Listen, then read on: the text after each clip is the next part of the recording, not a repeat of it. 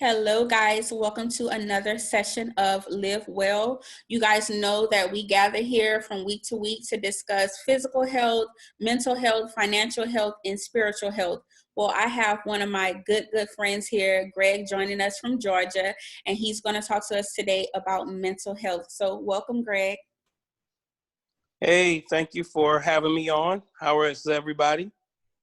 So, guys, this is a serious topic, but I just want to let you guys know that he's extremely funny. So he may make us laugh. I don't know, but he's a funny guy. So we'll see how it goes. So like I said, we're going to be talking about mental health, and if you want to just kind of give a background of your story before we go into the whole session and talking about that.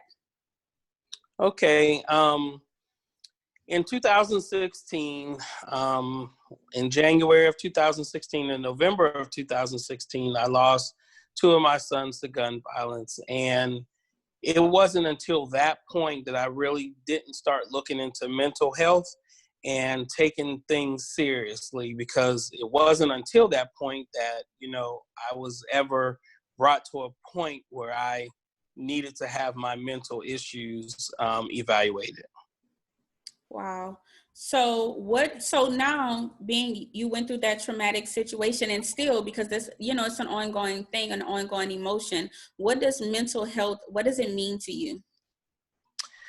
Well, I mean, you must learn through your pain to laugh. You must learn to cry when you need to cry, and you must learn to express yourself to people, or and we as Black people, we have to learn, and I had to learn this too after the fact, but we have to learn that seeking guidance or counseling, professional counseling, is not a sin. I mean, we must be able to talk to somebody to get what we are feeling out, because the longer that we keep it in, it just builds up, and it could create all kind of medical issues for you. Right.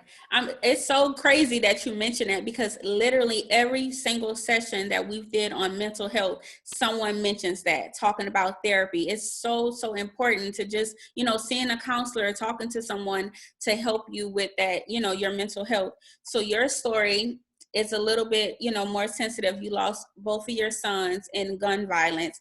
What has the process been like for you with just rebuilding your mental health, or finding like solitude in your mental health? Well, I will be honest. When you lose a child, you lose a part of your soul. So it's really hard to rebound, and you never really become whole. You just learn to live with the pain, and you learn to move on, because there is a time when these things first happen that, you don't want to get up, you don't want to socialize, you don't want to get out and about. But then you have to realize you have other family, other children that relying on you, and then you must move on.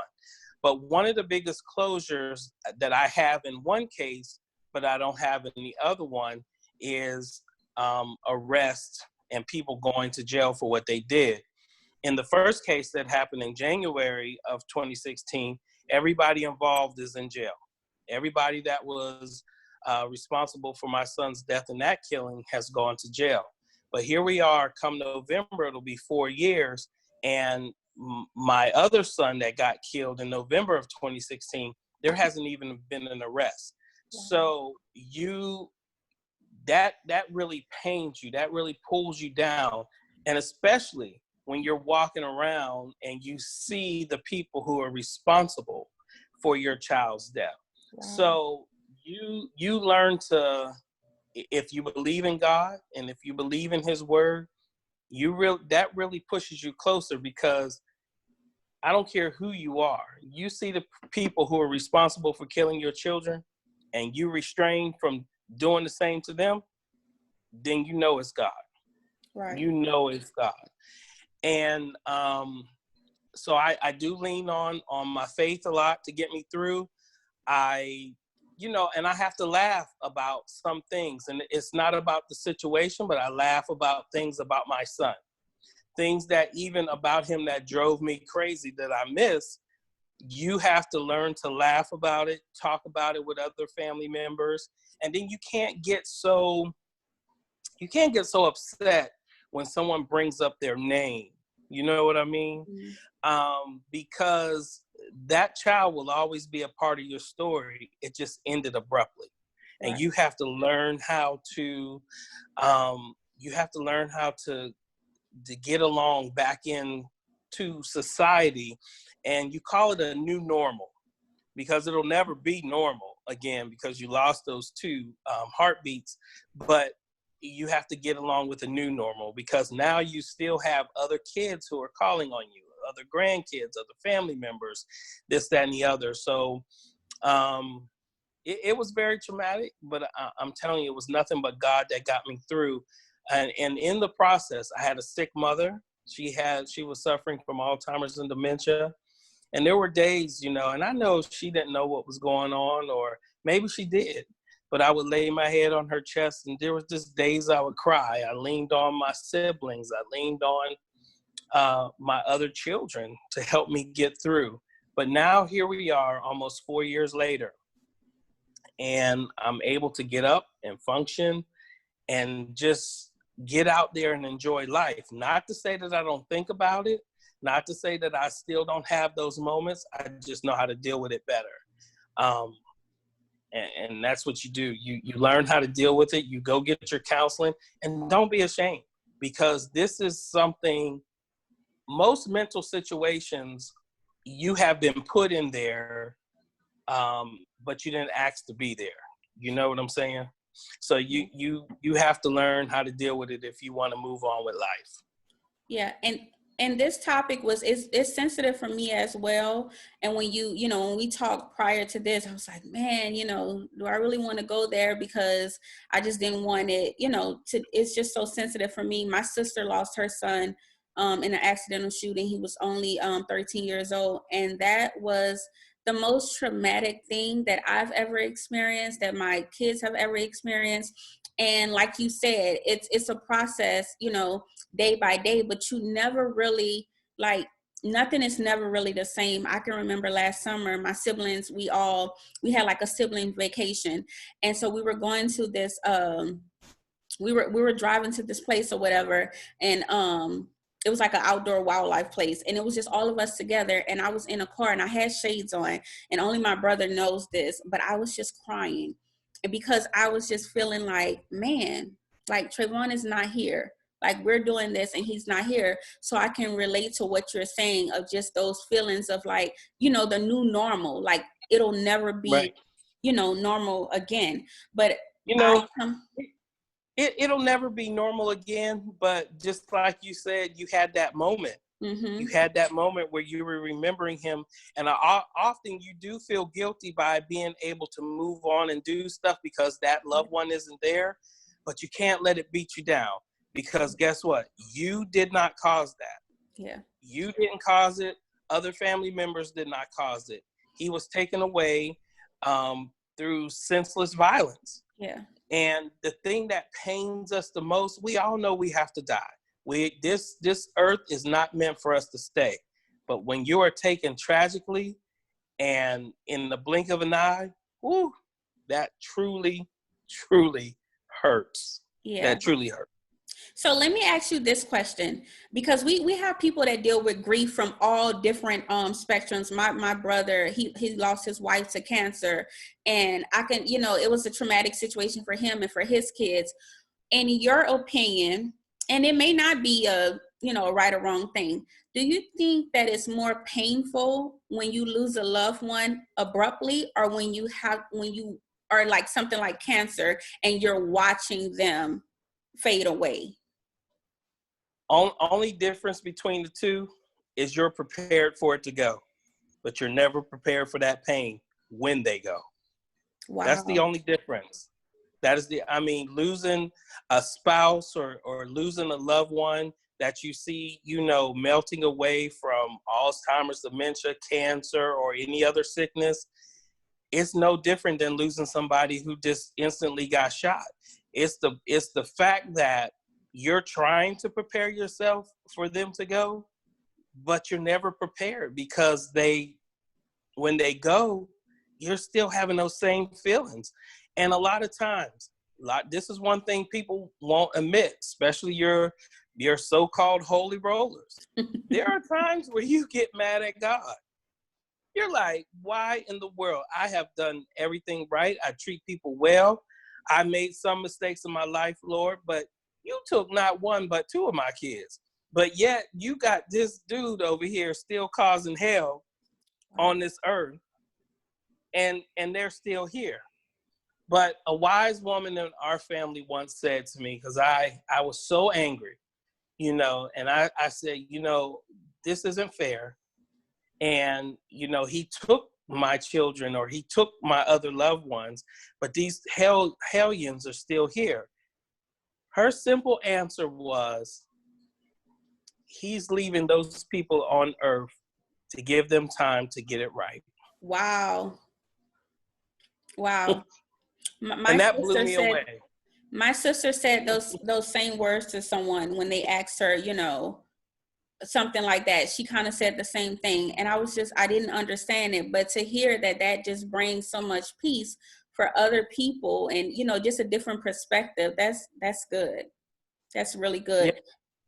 Mm-hmm. And it you have to, you just have, you do wonder, why some things happen, and you don't have to accept them. People say, oh, you must accept it and move on. I don't accept the fact that somebody killed my child. Right. But I have to learn, to move on. When I look at these, what's going on in the world now, a lot of people are dying from the COVID-19 virus. I have a brother who's a director of sterilization for a major hospital in New York. I have a sister who's a registered nurse who's on the front lines in New Jersey. And a lot of times I say to myself, I want to be selfish and say, y'all just find something else to do, because I don't want this thing to take y'all. When you've been through trauma, you kind of become overprotective of everybody else. Right. So you don't want that to happen to them. So you do become a little selfish. But then I have to lean on what my father once said in one of his sermons. My father is long gone now. He died in 1988 at the age of 50 years old. And if I live till July, I'll be just as old as him. He said, the first law of nature is to take care of oneself. But the first law of grace is putting others first. So you have to look at that and say, this is what they were tasked to do. And that is their calling. And we just have to ask God to put that hedge of protection around them, and then let them do what they do. Right. That's so good. So you mentioned a lot of different things, and a lot of different, just your story, my story, but there are still some people out there, people have different stories, different backgrounds, different beliefs. What advice would you give to someone that is really struggling with their mental health because of experiencing grief? They have to take a first step. Everybody has to take a first step, and we can't tell them how to get there. Right. We can't tell people how to grieve or how long to grieve. We have to let it get there. There are some people who's lost loved ones over 20 years, 25 years ago, and they are still grieving that like it was yesterday. Mm-hmm. But what we have to do is allow them to find the strength to get to that first step, to seek help. They have to want it, because I don't care if you force them and make them sit in a chair. If they're not ready to be there, they are not receiving nothing that counselor is saying. Not a word. Right. So it doesn't matter if it's their favorite preacher. Doesn't matter if it's the counselor that they know. It doesn't matter who it is. If they're not ready, if they're not in receive mode, they're not receiving nothing nobody's saying. And then they go on to continue to be angry. One of the other things that we, as people looking on the outside of someone who is grieving, we have to be careful. I know it's just something that we say, and we really don't mean no harm when we say it, but we must be careful in saying, I know how you feel. Wow. No, you don't. No, you don't. You might have lost a child, but I lost two. You might have lost your spouse, but I lost mine in a different way. Mm-hmm. You see what I'm saying? Because somebody might lose a spouse to death, but somebody else might lose their spouse to divorce. And it's the same pain. It's so you don't, we have to be careful when we say that. We can say, I'm praying for you, or I'm hoping things get better, but we have to be careful when we say, I know how you feel. Yeah. Because you don't. Everybody feels differently about different things. Yeah, that's so good. Well, I appreciate you so much for coming to take time out of your schedule and to talk to us, because this is a heavy topic, and I believe that maybe we can come back and just dive into it just a little bit more. But I hope that you guys watching this, that you can gain some type of closure or some type of starting point. Not closure, some type of starting point for dealing with that grief and just working on your mental health, and knowing that you are not alone. You know, there's people that are dealing with grief in all different ways. And so I hope that this video will give you a starting point of how to really handle that grief and just take a hold of it. So again, Greg, thank you so much for coming and giving us your insight on this, and just being honest about your situation and just where you are. So I appreciate you. No problem. And I really thank you for having me on. But, you know, in the world that we're in today, especially when it's concerning with the violence, I just want to leave people with this. The word says, how can you love me who you cannot see, but not love your brother and sister who you see every day? I just like to leave people with that, because when you take someone's life, there is no take two. It's over. It's done. Right. God bless. Thank you so much. Thank you guys, and I'll see you guys next week.